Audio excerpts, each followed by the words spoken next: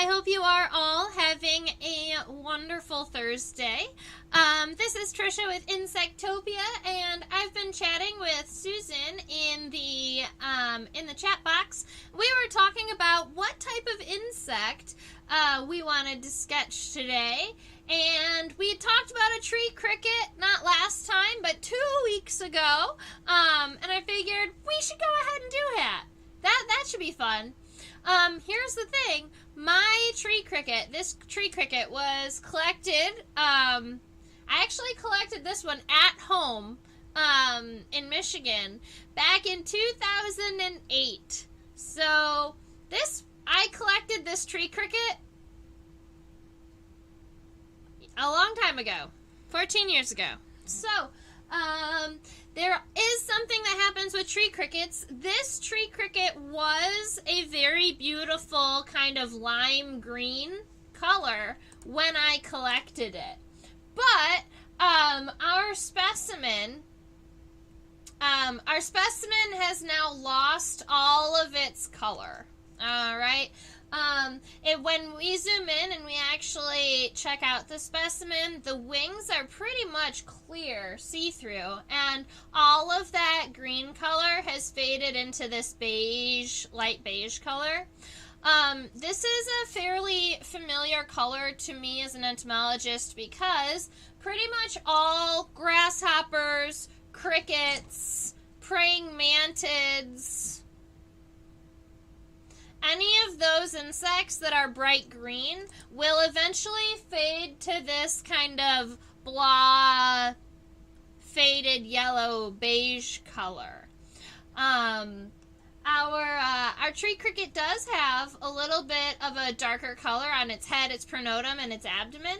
And I'm not sure why the difference in color, because I do believe that when this insect was collected, it was all the same neon green color. All right. And I know that there are a handful of you out there who really like to know about taxonomy or kind of where this tree cricket is in the grand scheme of things.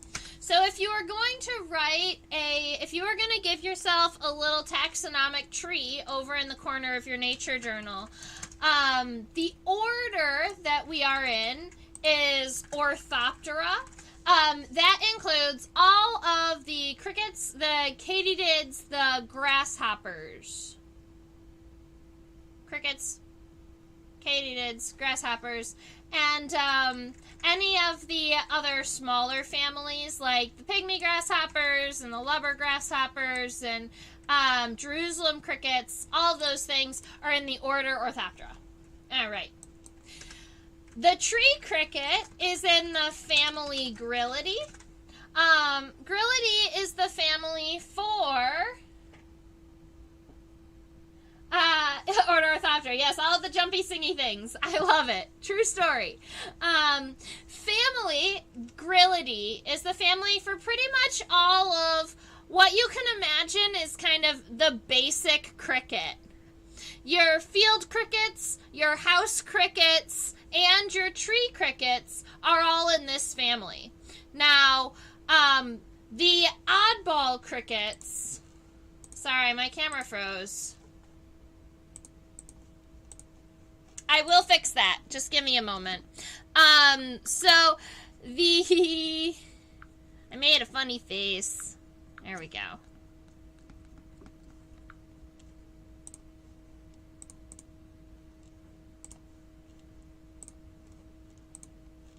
All right, so that's our family Grylidae, is all of the basic crickets. If you wanted to, if you were curious about some of the not basic crickets, you know, there are Jerusalem crickets and camel crickets that are in a different family. And my camera will be up in 2 seconds, and then we will talk about where we can find the tree crickets.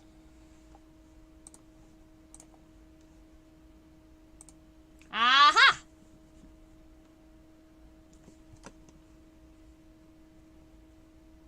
Oh, wrong way. That way. All right, perfect. All right, we are back. So that's family Grillidae. Now, something that I think I've pointed out before, but I'm just going to point it out again. Insect family names, the scientific names for families, always end in IDAE. And so a lot of times entomologists will even shorten their name by taking the last syllable off. So, for instance, this is the family Grillidae, and sometimes entomologists can call them the grillids, or just the crickets. All right? But our tree cricket is actually in what we call a subfamily. So it's in a group that's directly underneath family, but it's before the tribe. All right? And our subfamily is Oecanthini.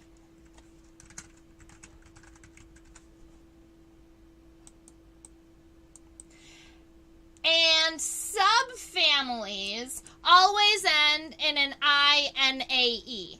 All right, so families have the D, subfamilies have an N. And that's something that you can see with all scientific insect family and subfamily names. So it's kind of a fun thing to look at. Hello, Deb. Oh, hi, Hashi. Perfect. So I've got the subfamily, Oecanthini. Oecanthus is the most common genus of this subfamily. So Oecanthus would be the genus. So that's the most common genus, but there are other genera in the subfamily, and I am not sure where our specific cricket lays. So the closest that we can get is Oecanthini, which means tree cricket. And that is where we're going to start today.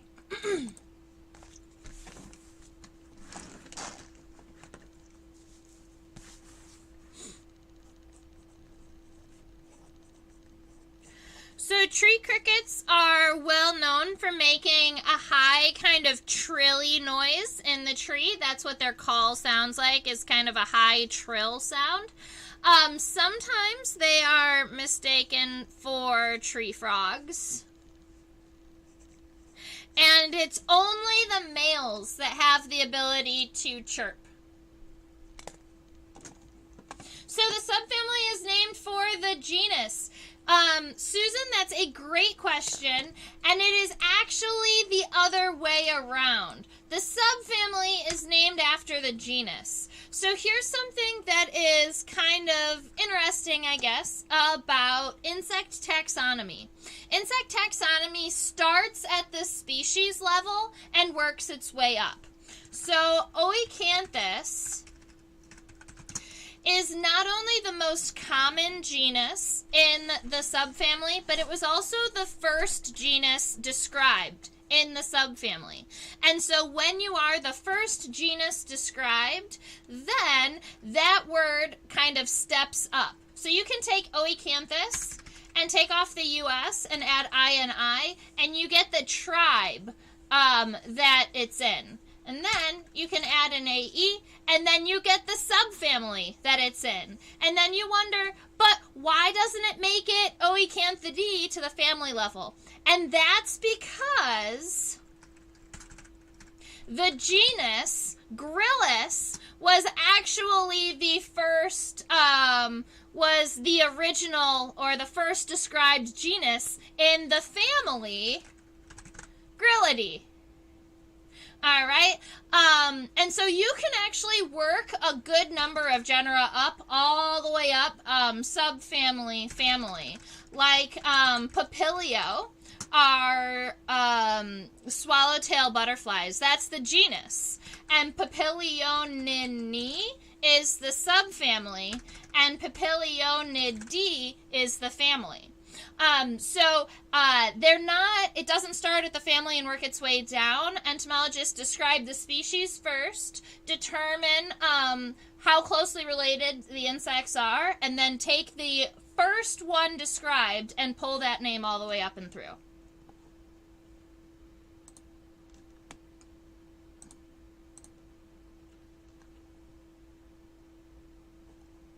All right. So, Susan would like to know what features are most useful for identification to species. Since the colors have faded, does it make it more difficult to ID, or would you base it on structural aspects? So some of the characters are color, but because these insects do fade, they've got both color and structural characters that are going to differentiate the species. And even if the colors have faded, a lot of times the patterns stay.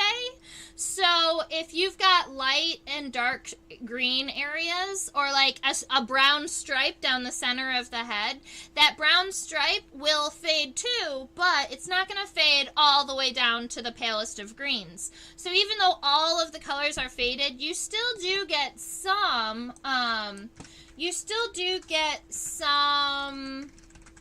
like differentiation in the coloration.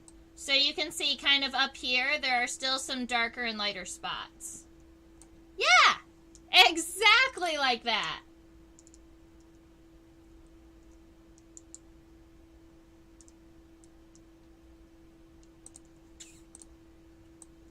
Yeah, so that's cool that you've noticed it with plant taxonomy too. So it's just part of how taxonomic the naming system works.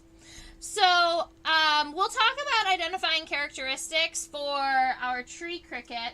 A lot of times, tree crickets have a very, to me, I guess, tree crickets have a very unique body shape.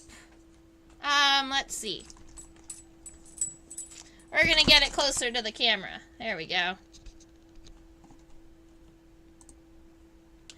So this is our tree cricket from the top. You can see right about here, we've got the head, the pronotum. We have 4 wings. On my specimen, the tegmina, or the first pair of wings, are up, and then the abdomen and the hind wings are kind of slanted down a little bit. 2 pairs of walking legs and a pair of jumping legs. And let's see. So if I was trying to identify this guy, I think for me, what I'm looking at is, number 1, the length of the antenna. To get into the family Grillidae, you need to have long antenna. Grasshoppers are short-horned or have short antenna, versus crickets, they've got long antenna. So my tree cricket has nice long antenna that reach all the way back to, they probably end right around here. And then I have a very long, narrow body shape. Pretty much all tree crickets are either light green or like a faded yellow or like a clear color. They're all in that color range, even the tropical ones. And they all have really, really great camouflage. So when we zoom in on the front wings, we'll notice that the color is gone, but we can definitely still see like the veins and what makes them look like a leaf. The promotum reminds me of a snake fly. Oh, that's cool. I could see that for sure. All right, so let's, I'm going to go ahead and get my ruler next to our specimen here to give you guys a measurement.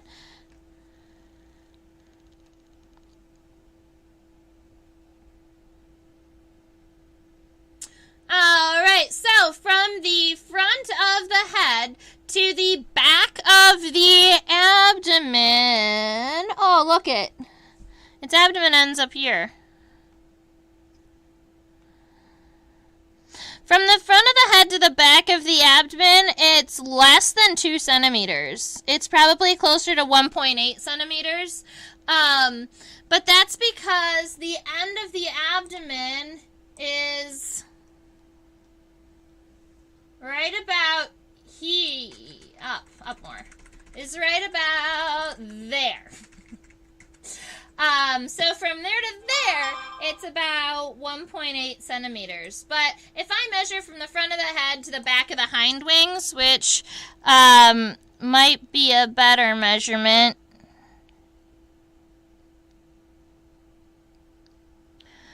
You get to be about 2.5 centimeters.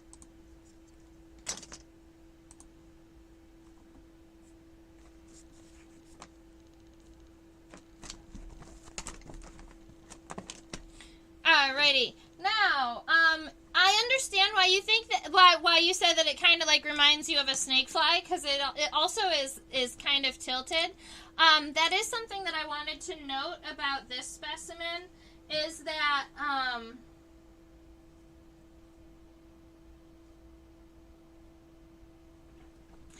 that angle that you're seeing,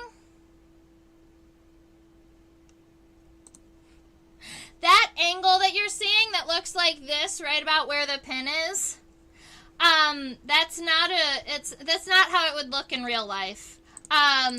This I pinned before I graduated high school, so I was a little bit younger then and didn't know to put the pin a little further back so that the body didn't do this. So the pin should have gone through right about here, and then I wouldn't be having this angle issue. So the body, try and imagine the body straight.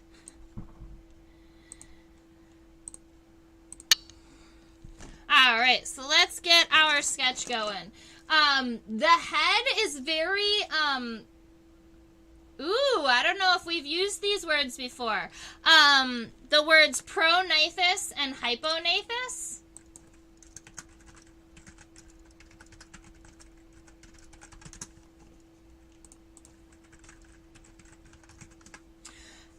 So when we're talking about prognathus versus hypognathus, you're talking about kind of the angle of the head.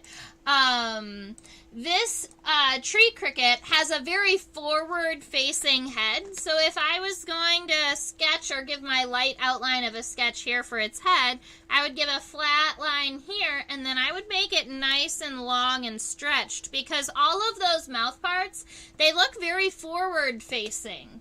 The opposite of prognathus is hypognathus, and it means that all of your mouth parts are facing downward.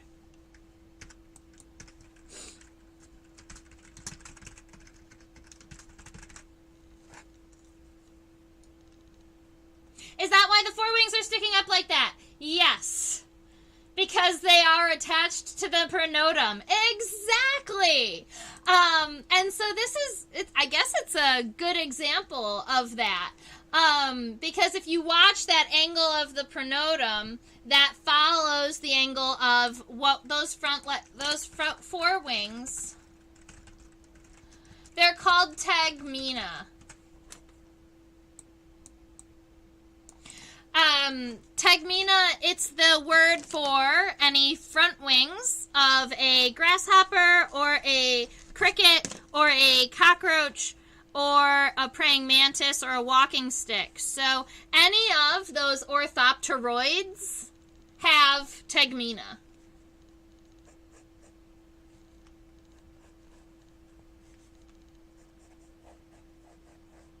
Alright, so I've got my forward-facing head. I've got that pronotum, and my pronotum, I was trying to sketch it really nice and light, but it's going to look like an elongated rectangle.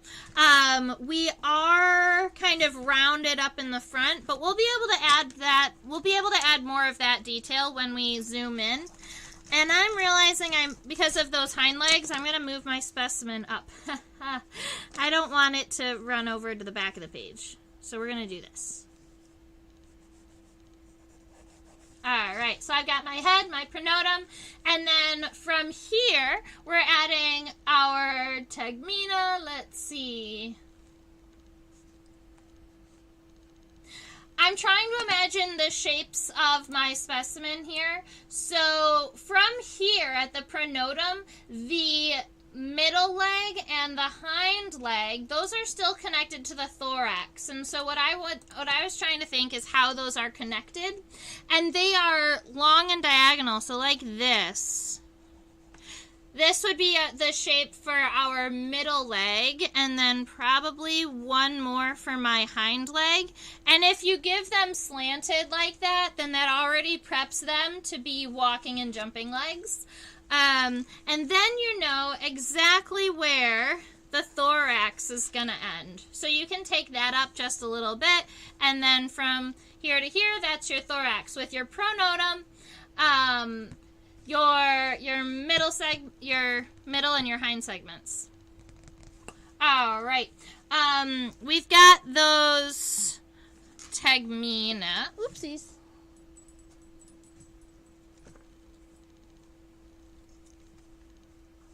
We have those tegmina, and they do wrap around the body a little bit, and so when the body is up and straight along the length, the wings do actually come all the way down to the sides. We're going to move this specimen really quick.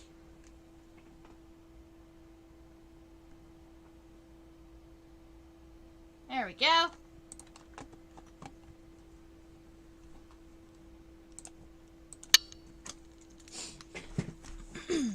So, let's see. We will finish these wings. The light outline for them is just, honestly, it's going to look a little bit like a boat. You're going to laugh at me, but it looks a little bit like a boat. And we'll be able to fix those when we zoom in a little bit. But that's our overall shape. Our front, our middle. Now the hind legs, because they are so large and kind of in control of the size of everything, I want to get those hind legs up here. Our femur is that big one that comes up in this direction.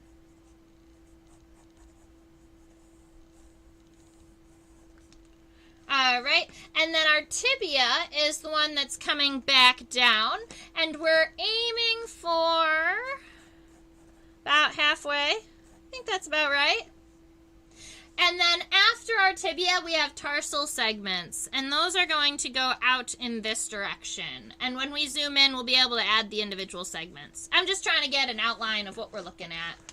So we've got those taken care of. Now we've got to add that actual abdomen in here. Now, this specimen that we are looking at is a female. She does have an egg-laying device. It is right, oops, that's a bombardier beetle. It is right here. Loop. That's an egg-laying device. It's, she will lay her eggs kind of into twigs. She'll use this ovipositor to kind of cut or break into the very soft ends of twigs or the ends of branches, and that's where she lays her eggs. So sometimes the tree crickets can cause damage to the twigs of trees, but tree crickets are, they're kind of omnivorous, but they get a bad rap for being almost predatory because they do feed on things like aphids, they feed on, scale insects, they feed on, like bark lice. So they are beneficial in the forests because they're going to be feeding on lots of pests. But they will every now and again damage a twig or two with their egg-laying device that we call an ovipositor, because ovi means eggs and posit, like to deposit or to place. It is an egg placer.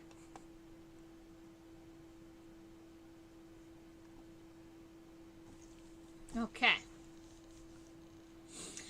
So, if we look at where our tibia comes down, that's going to be approximately the end of our abdomen. So I'm going to end my abdomen right about here. So I just wanted to make sure that the end of my abdomen was at least sticking out a little bit from the bottom of the wings. And then I'm going to add an egg-laying device here. And then it looks like my wings might want to be just a little bit longer.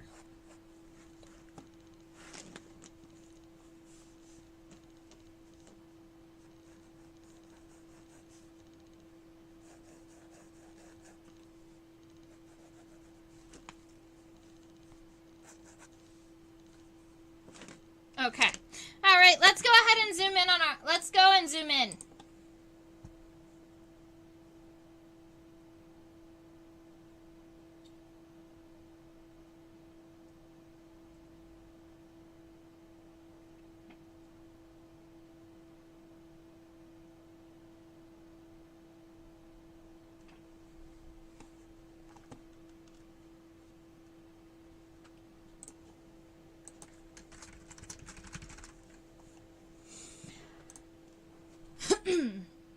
There's your head.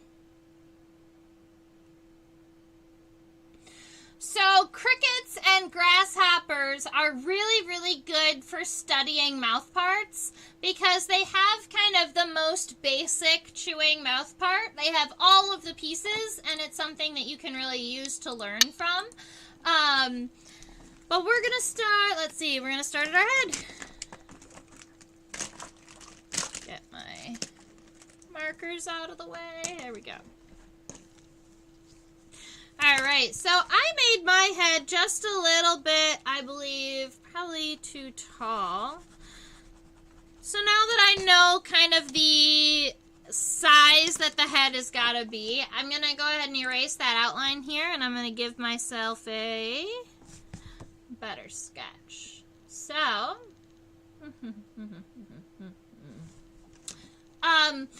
we've talked a lot about how pronotums are going to be a shield that kind of can proceed up and guard the top of the head.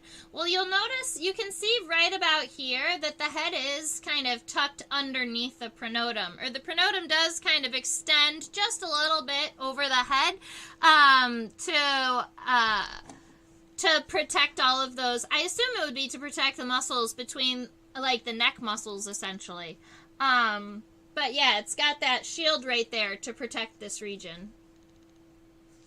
Alright, so the top of our head is actually below the edge of our pronotum.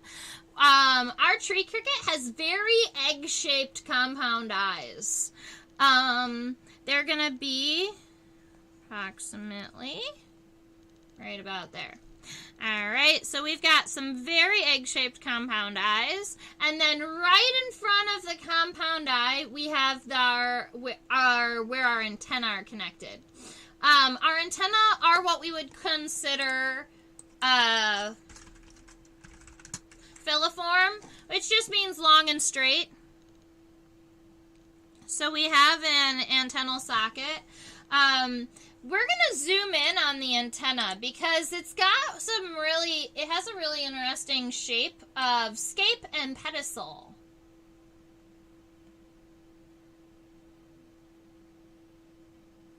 I think the scape looks like a vase.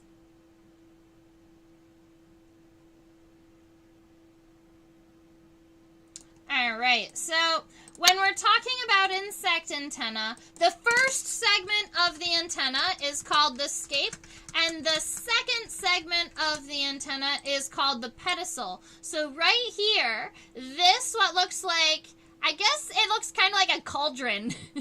That's the scape. This segment here, the rectangle that comes out of it, is the pedicel. And the rest of those segments are considered the flagellum. And the rest of those are all the same.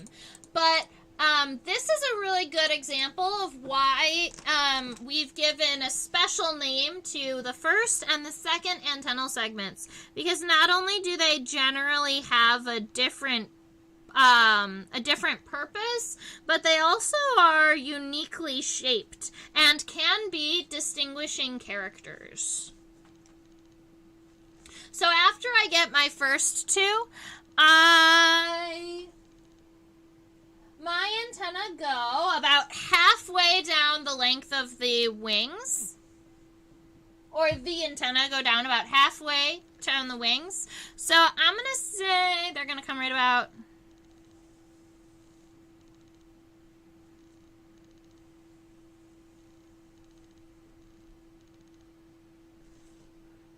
there. And those lines are a little bit darker than I meant to do. I wanted them a little bit lighter so that now I can come back through and sketch in longer rectangles so that I can put these segments into the antenna. And I'll go ahead and zoom out a little bit so that you can see what those look like.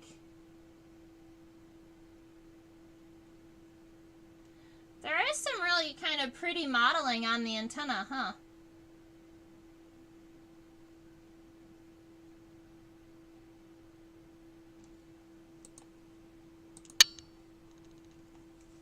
Alright, so I'm going to come in here and I'm going to add all of these segments of the antenna.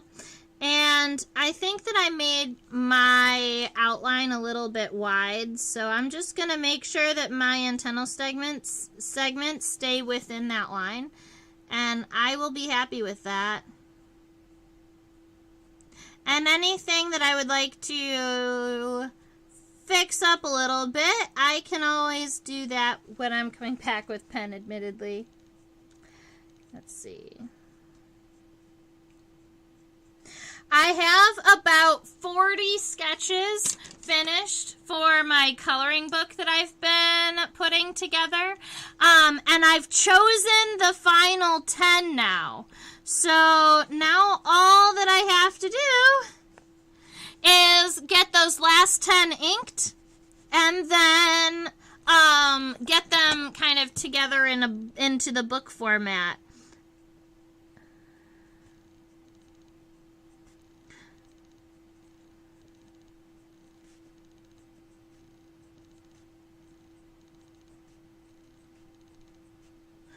Admittedly, I was aiming for Christmas, but it's probably going to be closer to the new year. I've gotten a lot of business recently, which just means I've been really busy, which is great, but I've been busy.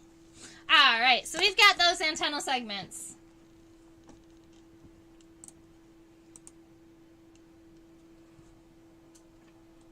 I'm pretty excited, admittedly, because I really want to color my own sketches too. I'll get to get some practice.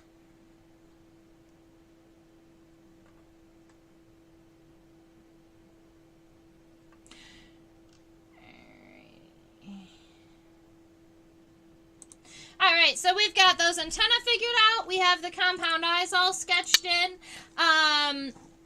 I do want to get the bottom of our head sketched up.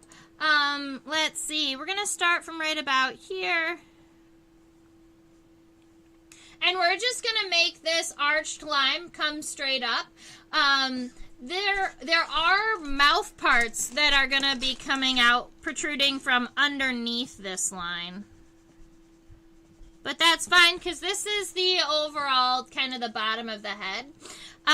We can come here from right in front of the antenna segment and give ourselves kind of this diagonal line down, and we're just going to end it here. And it looks really funny right now, but this is what the head looks like without any of the mouth parts. Alright, so if you look, the mouth parts actually start right about here. That's where the upper lip starts. And then you have our maxillary palpi here that are our mouth fingers. Alright, so let's go ahead and see what happens. From right about here, we're going to be adding what we call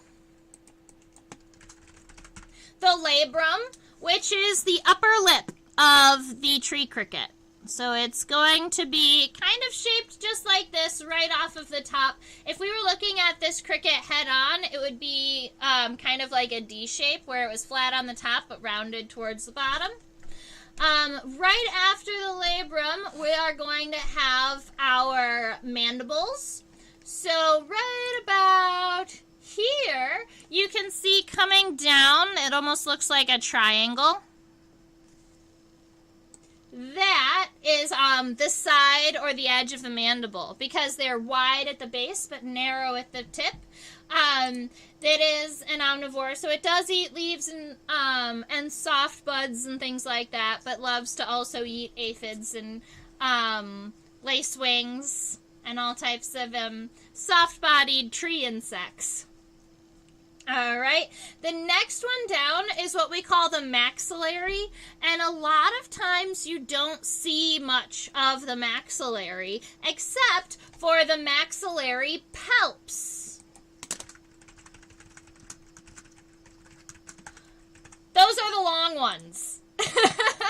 Those really long mouth fingers that are 1, 2, 3, 4, 5 segments long.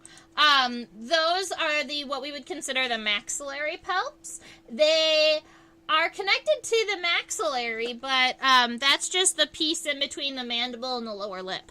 So let's see. 1.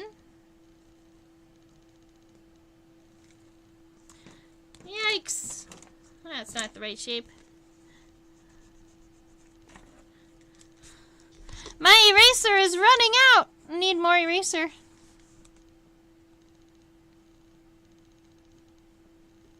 One,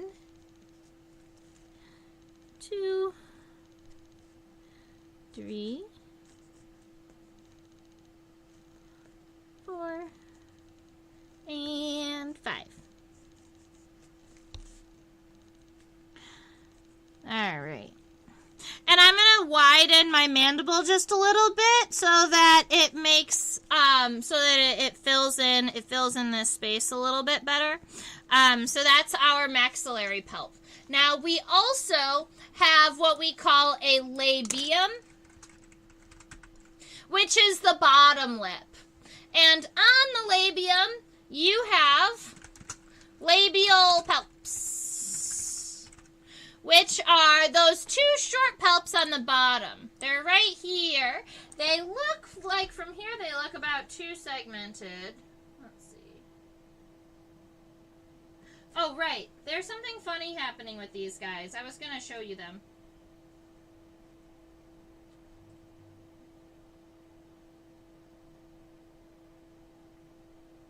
Oh, maybe not. It's fine. Yeah, so those are the short labial palps. And there are 2 of them. 1, 2.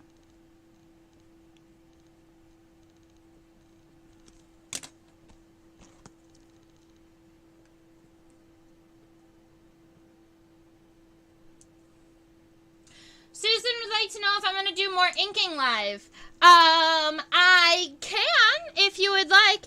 I had been kind of doing them sitting and watching TV, admittedly. But I can definitely do some more live inking if you really love to watch me. Sometimes I feel like I run out of things to talk about when I'm inking. But I am more than willing to go live more regularly. Very good. All right, I'm happy with that head. Let's go on and move on to our pronotum. Oh, yeah, I was looking at the head head-on. Do you want to see? So I was reading about the arthropod head problem. Apparently, entomologists cannot agree on how the arthropod head evolved, and whether it is essentially a bunch of body segments fused together or what.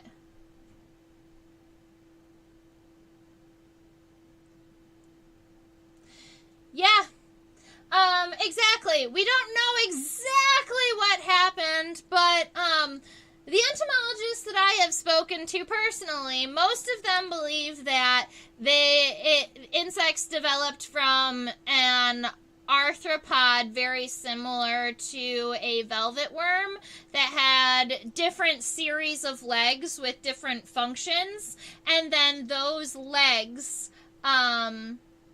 became more functional for, like, injecting venom or holding things or grabbing things and moving closer to the mouth hole, and then essentially over time evolved to become mouth parts, which I find really fascinating, and I'm not even sure if, like, I wouldn't know. But that's, it's interesting to read about and to try and figure out. If they can't figure it out, though, I'm not going to, you know. This is what he looks like from the top. I thought it could be cool. I wanted to show you. This is what the labrum looks like right here. It's right here. It's flat up here, and then it's kind of rounded towards the bottom. It might be centrally notched, so it might be more of a B shape than a D.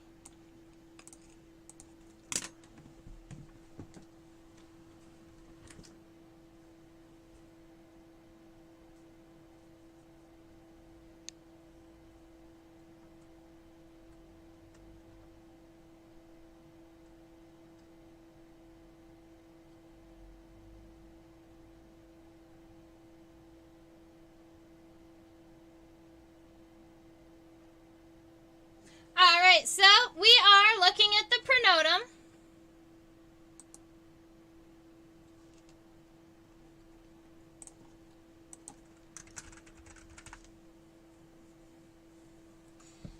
I find it hilarious. The arthropod head problem is an official title. That's funny. So is the arthropod head problem an actual, like, paper? Because I should read it if it's a real paper. I had just talked about it with, like, other entomologists. Alright, so we are looking here at the pronotum, and this rounded edge is very obvious from what we are seeing here. Man, I want it to be a little bit more in focus. So we're going to fix that. Yes, much better. Alright, so I'm going to come up just a little bit so that we can get that angle in. Let's see, like that. I like that. Alright. And our pronotum, the back of our pronotum doesn't, the back of the pronotum is not a straight line all the way down. It is angled in. I don't know why my camera doesn't seem to like me today. We are fixing it momentarily.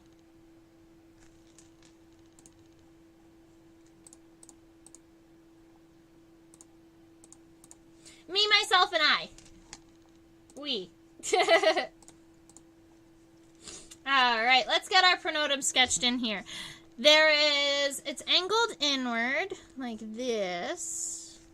And it's definitely not even all the way across the top. I'm just going to add a little bit of like a drafted or like a squiggly line up here to show that. The bottom is fairly smooth.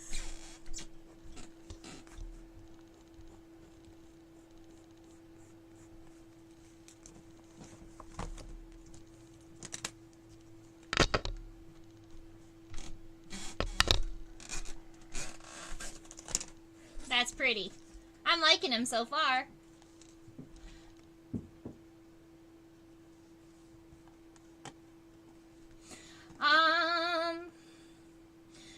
Now, we've got these front legs. And a lot of times when we're sketching front legs, the first segment we sketch is the femur. Because it goes femur, tibia, tarsi. But on our tree cricket here, we can see the coccyx. It is that hip bone. It comes before the femur, and it's right here. And it sticks out away from the body, which is why it's obvious to us. So you can go ahead and give your tree cricket just a little bit of a coccyx. It's going to be on the back half of the pronotum regularly. Now, I'm going to put my front leg up and down rather than coming out like this specimen is here. A more natural pose for this tree cricket would be to have its femur coming up, its tibia coming down, and then its tarsi going forward. And then, if you've got your specimen right, all of these tarsi will be straight with one another. So it'll look like our tree cricket's walking on the ground. Perfect. So, because I want to make sure we can see all of the segments of the front legs, we're going to change the angle of our specimen here.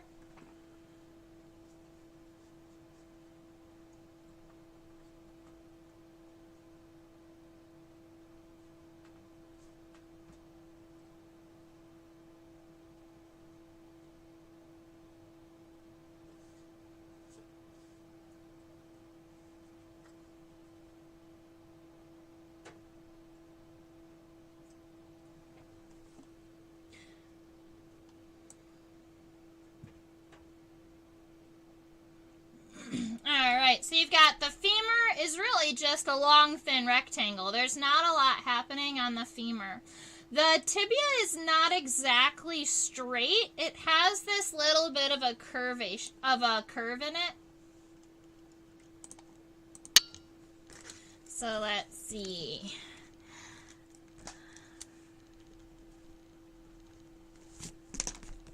Our femur is like this, and then our tibia is coming back down. It starts kind of narrow, it gets a little bit wider, and then it narrows down to the base.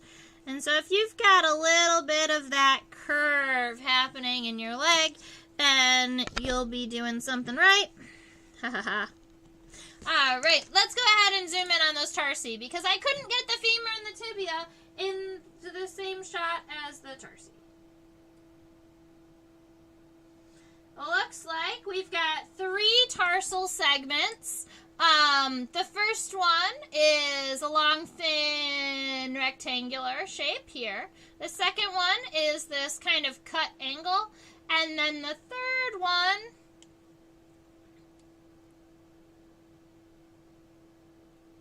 is like that raindrop-shaped tarsal segment with 2 tarsal claws.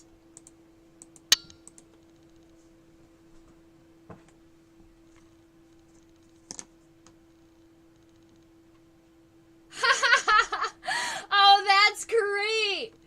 You almost referred to the horse's hoof bone as the tarsi. Well, you've heard me say femur, tibia, tarsi enough times. Oh, that's great. See, that's what I hope for my young students, too. I hope that even if the words are big and kind of longer or more confusing, I hope that eventually they just appear in their heads, you know? Like, oh, I didn't mean that. Just pops up. Alright, so I'm actually pretty happy with the front half of our insect. So we're going to be moving back to our middle leg.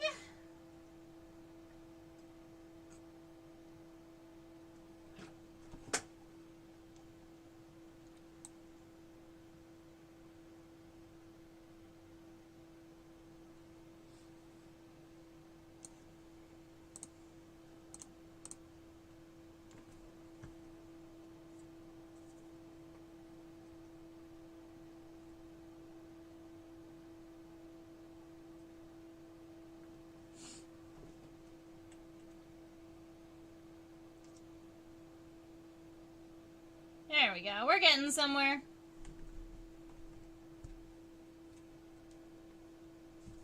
Ah, Lemmy! Hi, buddy. You can't be here right now. Hey, you can't be here right now. Come on.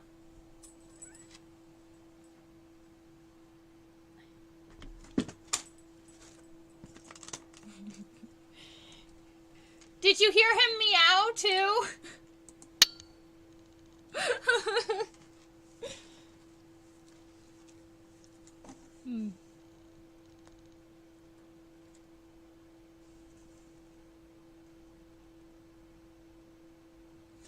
I mean, I did read a very excellent fantasy novel where there were spider horses. Oh, that's so funny. So, yes, although spider leg anatomy is a little bit different than insect leg anatomy because spiders have more segments. So, it gets a little bit more confusing for me because I didn't research arachnids or study spiders as regularly as I studied insects, and so when I'm looking up spider leg anatomy, I always have to look up the terms. I think that there's 1 or 2 segments that are only in spider legs. No, he cannot just have a little nibble of the specimen. One of the 3 cats did break one of my insect specimens. But, you know, for living in a house with 3 cats and a whole collection of insects, we have not had very many accidents. So that's great. Okay. He's happy and playing with something else now. Alright, so we are looking right about here. This is a place where we'll see that the body has all of the thorax has all of these the segments. They're angled.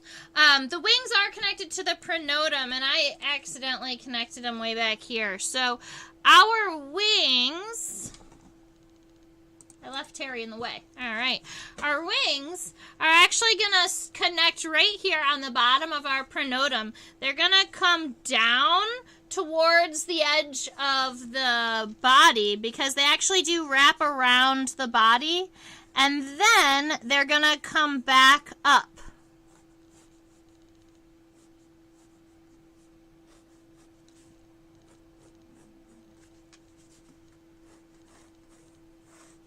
So that's a closer outline of our wings here. Lemmy. Hey, bud.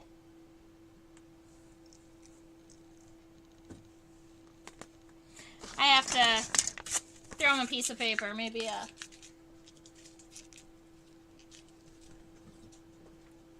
that worked.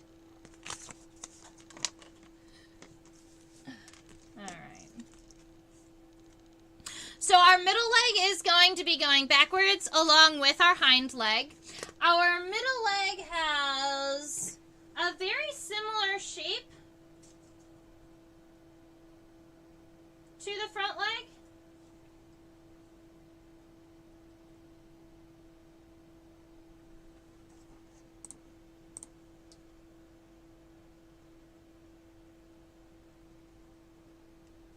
Am I talking about the forewings? Yes, sorry. I was talking about the forewings. So the forewings of the tree cricket, or the tegmina, on this specimen is angled up and kind of away from the body, but that's just because of the way that it was pinned. Normally those front wings, they lay down against the body.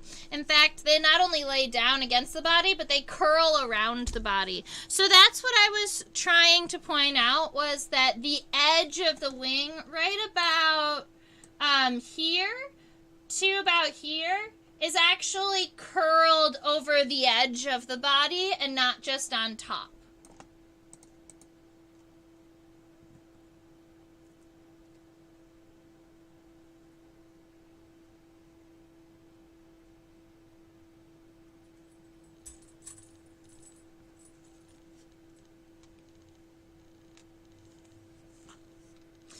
All right, so we have our middle leg is going backward. I'm not sure if I understand Susan's question, but there wasn't a distinct difference between the last few segments and the first two. The way insect tarsi are significantly smaller and differently shaped than the femur and the tibia.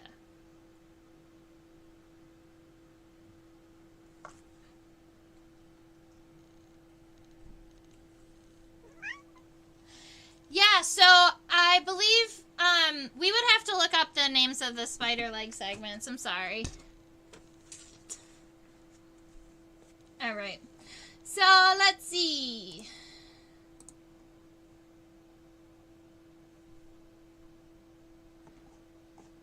Yeah, give me a minute. I'll go ahead and look it up.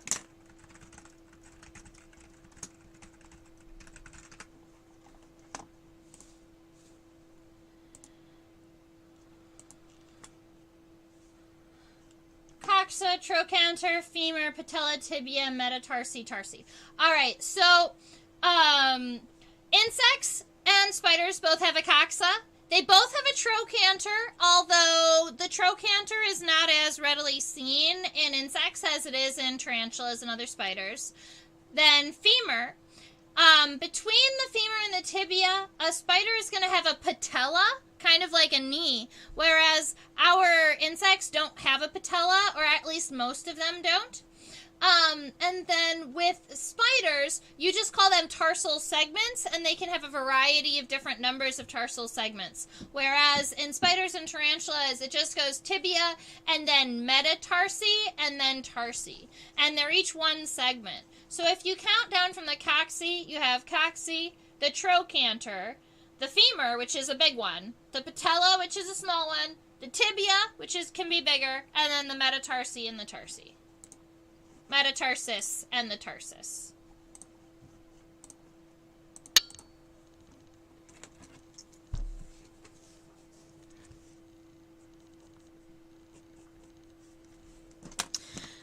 Alrighty.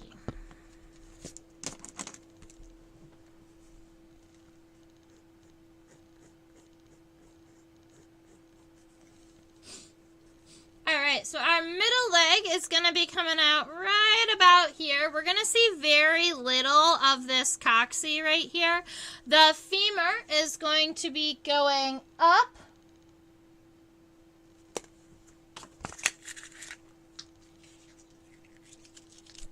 Oh.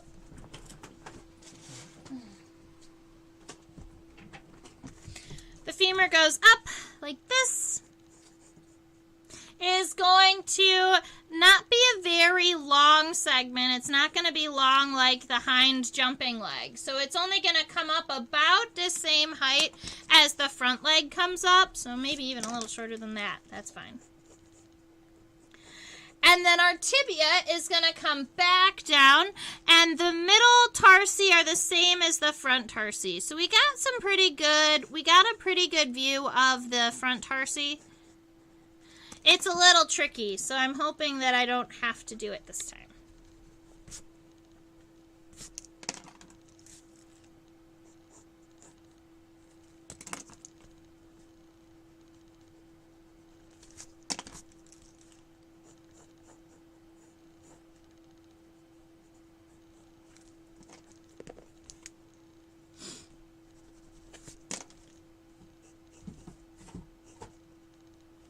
So we have cocci, femur, and they both have a trochanter. So we were talking about them. Let's go ahead and zoom in and see if we can find it. There it is. Okay. I'll show you.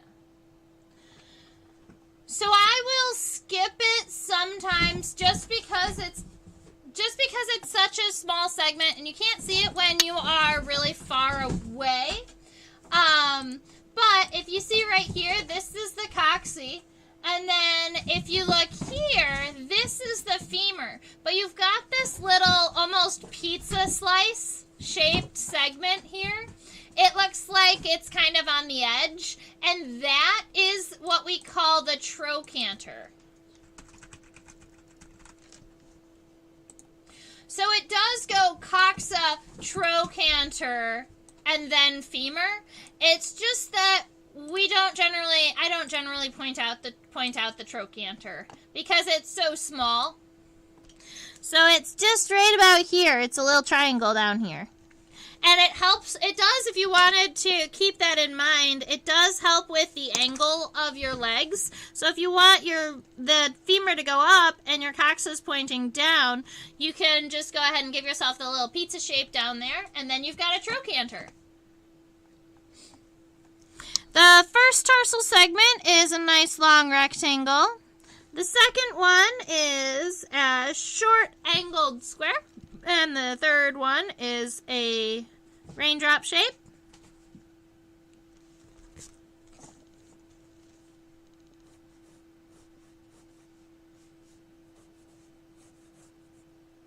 All right, so I'm going to be moving my hind leg back just a little bit, I believe. So my hind leg was supposed to start here. Let's go ahead and look at our specimen and see where it belongs.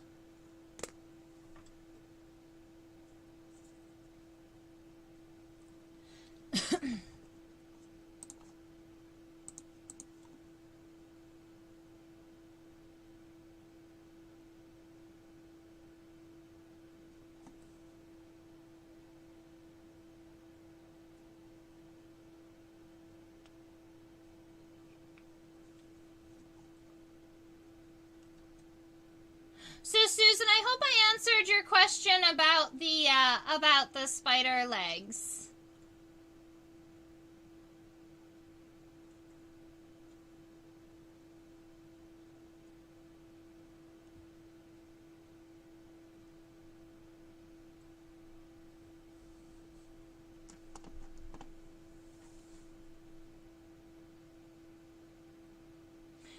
Is there a proctor on the front legs?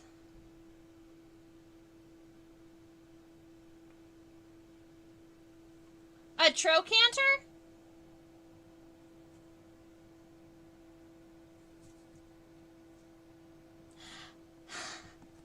Oh, that's funny. Ah, got it. That makes sense. Yeah, so there is a trochanter. All right, perfect. Yes, there is a trochanter on every set of legs. The trochanter on this one is only visible from the bottom because you see here our coccyx has this like upward pointed angle, and this is where the femur starts right here. But if I was to flip the specimen upside down, you would see a little itty bitty pizza shaped piece right here that is the trochanter. So I believe most specimens, if we were to zoom in really close between the femur and the tibia, you would find, between the coccyx and the femur, you would find a trochanter.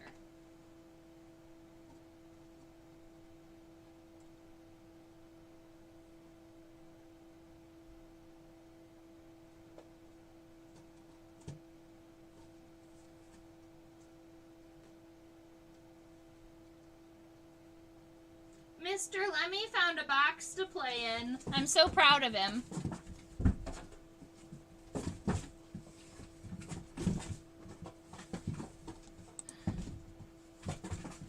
I hope you can't hear him in the background.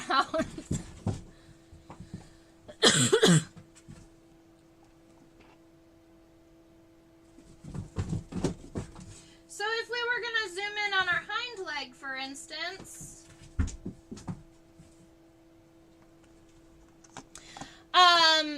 on the hind leg, the coccyx is not separated from the body much. This rectangle right here, that's kind of the piece of the coccyx. This here is the trochanter, and then the femur is what starts up.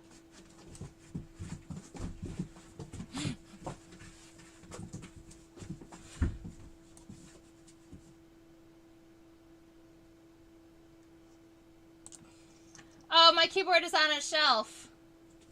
Oh, that makes sense.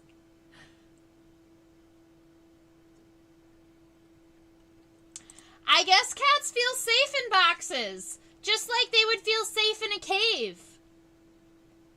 He feels safe enough to chase his tail in circles. All right, let's get our segmentation happening. So from the bottom underneath our wing, what we're really going to see is the trochanter.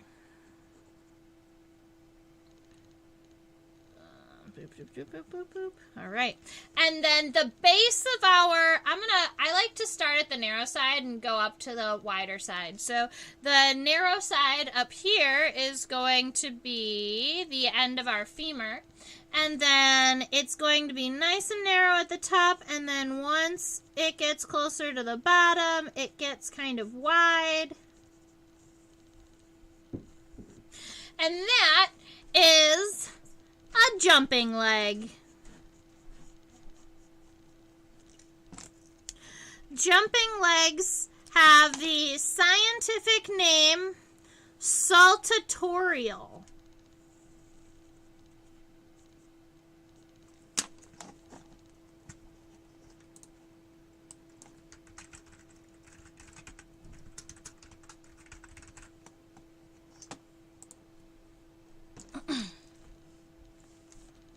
Saltatorial legs. Good job, Susan.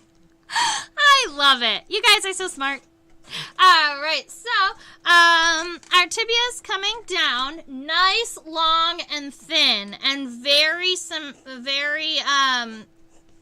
parallel to itself. It doesn't really get wider or narrower. It's just very nice and long.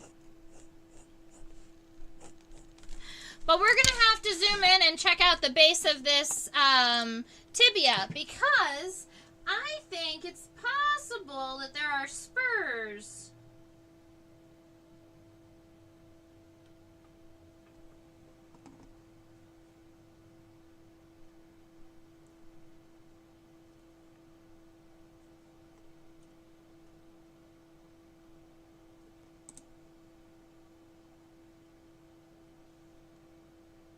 If I'd known how much high school Spanish would help me. True story.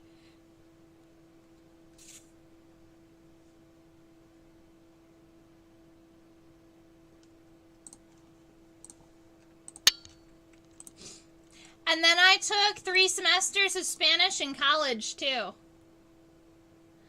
Alright, so right about here at the end of the tibia, they're kind of difficult to see, but there are a couple of barbs right there.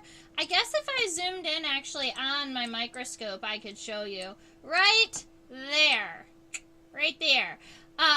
There's a little spine, and that is the end of the tibia. Now, I believe that there are 2 of them if we were to rotate it, but we can just see the one here. And jumping legs regularly have spines on the end of the tibia, and that just makes sense because physics, right? So our tree cricket has a lot of power pushing down here, and they need the ability to push themselves forward and jump, so they have to be able to push off of the base of their tibia. And having those couple of grabbies at the bottom right here is going to help them push forward, because they're not pushing off of their toes, they're pushing off of the end of their tibia.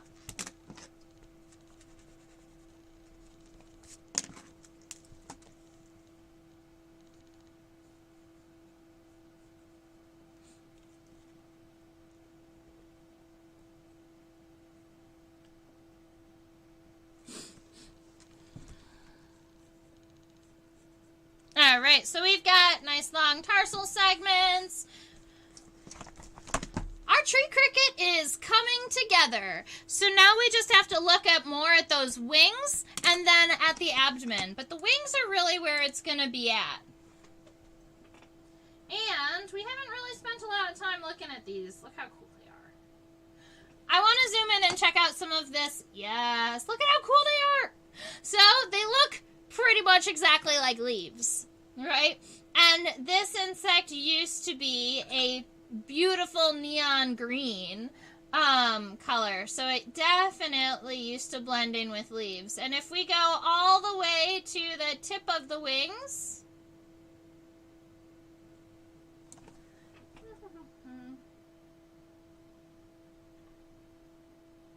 actually we're going to turn it.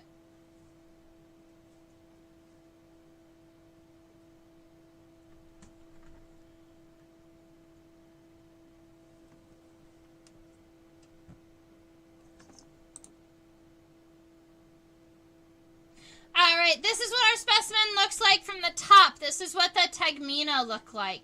So you can see that we do have some of these darker colors or darker spots up in the tegmina, but you have those very light veins. Our wings on the top do not meet evenly on the center, and I believe that that is also true of the specimen if you found it in real life. These wings, when you look at them from the top, they don't evenly meet, like you might expect. Now, this is also right about here is where the abdomen ends. It's right about here. And then from here on to about there, that's the ovipositor or our egg-laying device.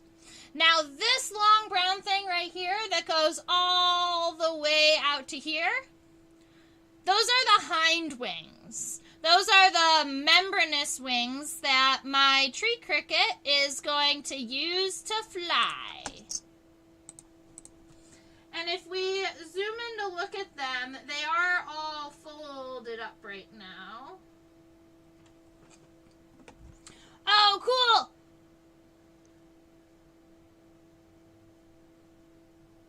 I didn't expect to see the end of the ovipositor from this shot. So I mentioned how our ovipositor, our egg-laying device, has the ability to kind of saw into the softer twigs or the softer, the newer twigs on trees, and that is what you're looking at. This right here is what our tree cricket is going to use to damage our trees and lay its eggs. All right.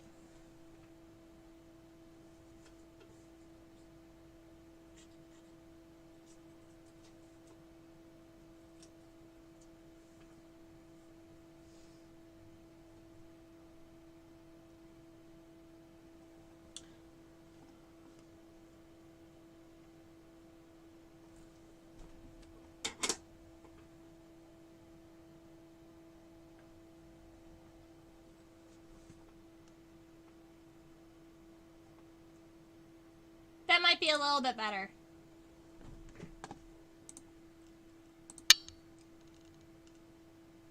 Is that two separate prongs on the ovipositor? Yes. The ovipositor is divided in two, and I always thought that there were two outside like a sheath and then a tube on the center for an egg-laying device. And when you see like large or ichneumoniid wasps with long ovipositors, you can even divide those out into their three pieces. But when I was looking at the tree cricket's ovipositor, I only saw two and not three. And I saw that same thing on a katydid recently. So I'm wondering if their ovipositors are built a little differently and maybe they only have two and they like cut in and then the egg slides in between them. But admittedly, I would have to look it up. I'm not sure. But you saw what I saw. There are two prongs on that ovipositor. So many times there are three. I guess it's possible that the tube was stuck to one side or the other and we just didn't see it. We can look again too if we would like. Do they cause galls when they lay their eggs? That's a great question. They do not. Insects that are going to cause galls when they lay their eggs are also insects that are going to attempt to live inside of the plant, whereas when a tree cricket egg hatches, it's not trying to live inside of the plant. It comes out of the tree and then feeds on other insects and leaves and the sort. So they don't create a gall. They're closer related to the egg-laying type. You can almost imagine them very similar to a cicada, the way that they lay their eggs in twigs.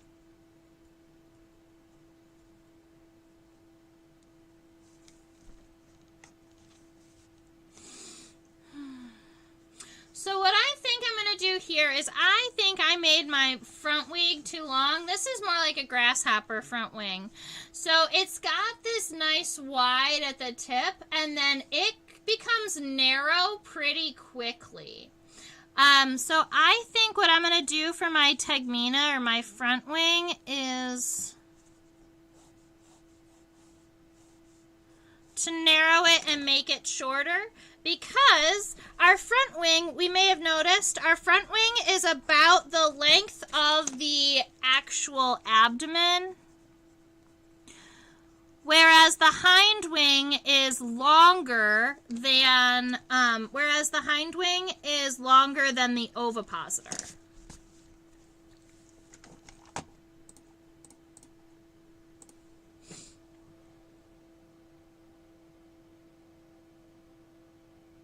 Have we ever done a cicada? Yes, we did do a cicada. It was a long time ago, and it wasn't the best cicada, so I would definitely be willing to do it again. And I have probably 6 or 7 different specimens of cicadas, so we could just do a different species, too. So our abdomen is going to be fairly even with the rest of its body, so don't make it too bulbous going down. There are a good number of abdominal segments on our tree cricket. Let's see. I can see 8, but I know that there are... Achoo! I can see 8, but I know that there are more underneath the leg. The best cicada, obviously, being the magic cicada. I love that. I guess yes, the magic cicada is a pretty cool cicada. And I actually did chase... I call it chasing. I went cicada chasing. Like 3 years in a row, I went and found where the magic cicadas were mass emerging, and I would go and collect their mass emergences. I even have an image of me with like a dozen cicadas on my hand because we had gone out collecting before it had gotten warm that morning, and so we were collecting the cicadas before it was warm enough for them to fly. So you could just hold them on your hands and they would just walk around, and it was kind of great. I loved it.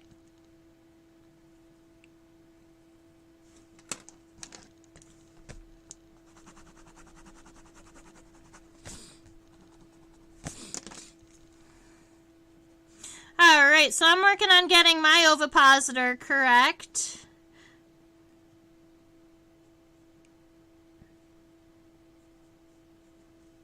Alright, and then on top of our ovipositor, we have those hind wings that are really long.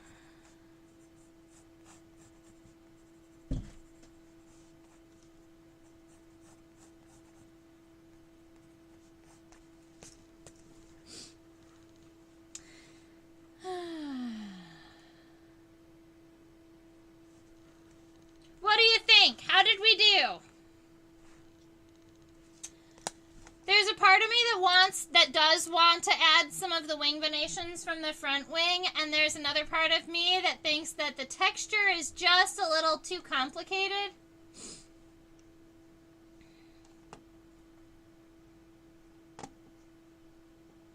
I probably could get the overall feel, though. So let's see.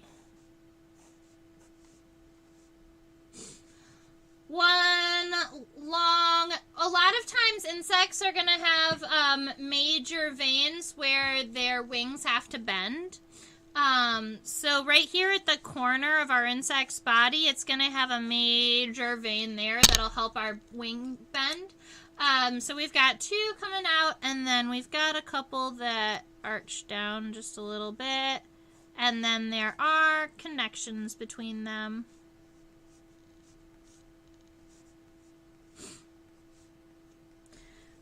I'm pretty happy with that.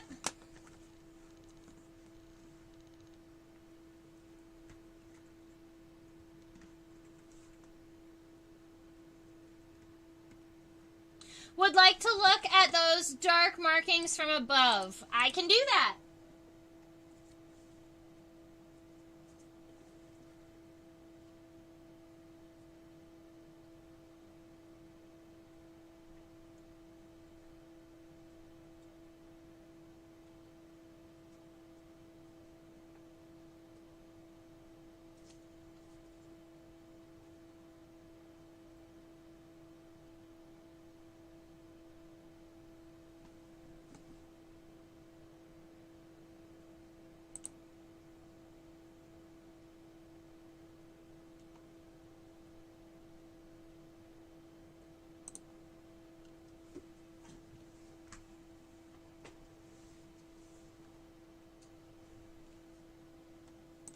That's a little better. I'm trying to decrease the light a little bit or increase the contrast so that you can see those spots a little bit better. But that's what they look like. They're darker in the, it's almost like they have two spots. There's a spot up here, and then there's a spot a little further down. And I know in Michigan there is like a two-spotted or a four-spotted tree cricket, but I didn't think that was the specimen. I didn't think that that was what this guy is. Lady. This lady.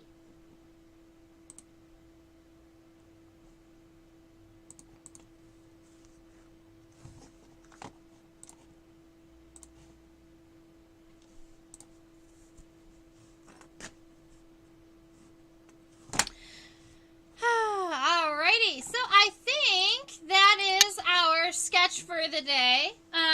It's about 11:20. We did pretty good. Normally we've been hitting an hour and a half. I'm glad we got to do a tree cricket because we had talked about that with a couple of you previously, and so I'm glad we got to pull that out. I can put cicada on for next week if you would like. I think that this time we sketch a cicada, it's going to be even better than last time because I think the first time it was a little bit of a tricky specimen to sketch. And I hadn't been drawing every week for a year, so I have a little bit more experience under my belt. I'm excited to try it again. Is it possible to get a side view that shows the whole thing? Like the whole tree cricket all at once? I think I tried. I'll try again.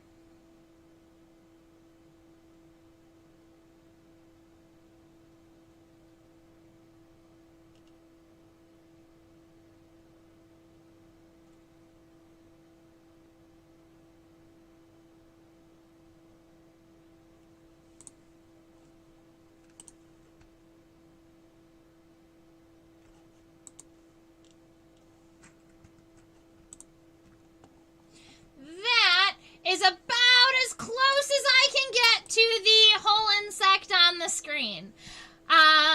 You've got most of the body. You've got most of the front wings and the hind wings. That's about as close as I can get. And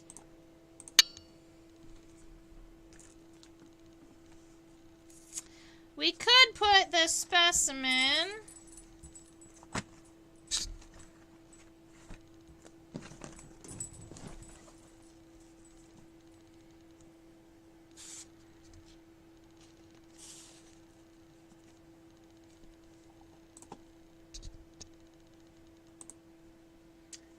Like that?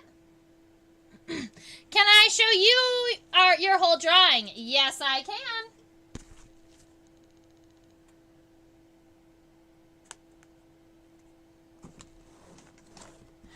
I might be able... Nope, it doesn't fit under... Nope. But I can do it this way.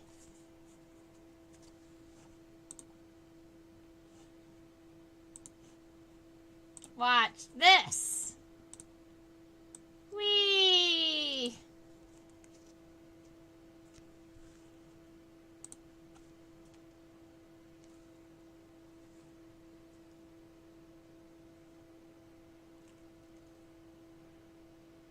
No problem. I'm so big. All right, we're going to fix that later, at a later date. All right, so let's come on over here. You're welcome. You're welcome. I am happy to oblige, showing all of the things that you'd like to see before we close up for the day.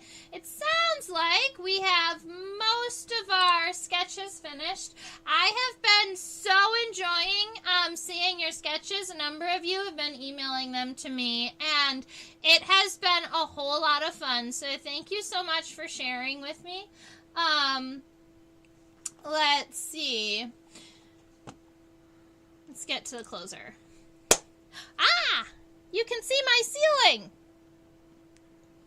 That's better. All right, so that is just a reminder that I do also teach on a platform called OutSchool.